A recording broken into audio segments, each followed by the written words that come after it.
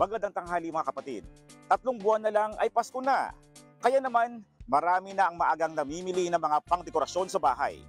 Kung kayo ang tatanungin mga kapatid, anong Christmas decor ang unang-una mong bibilhin? Samahan niyo ako at magtatanong tayo dito. Christmas light lang, sir. Kahit ganun lang. Oo. Christmas tree po. Bakit yun? Mini Christmas tree lang po. Bakit po ganun? Para yung spirit of Christmas tree is nandyan pa rin po. Ay, paano po? So, parang gusto ko ng Christmas tree. Yan. Kasi since 37 years old na ako, parang hindi ko siya na-experience ng ganun. Gusto niyo? Yung Christmas tree, tapos naglagay ng mga regalo. Okay. Syempre sir, unang-una po, Christmas tree. Tapos maglalagay ka po ng mga decoration doon. Bakit Na- yun ang gusto niyo? Opo, signs of love po. Na ganun talaga. Okay.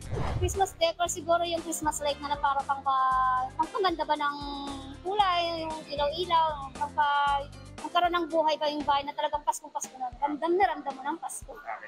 Ako ang inyong hani ng bayan, ang tunay at nag-iisang pantanggal umay sa pananghalian.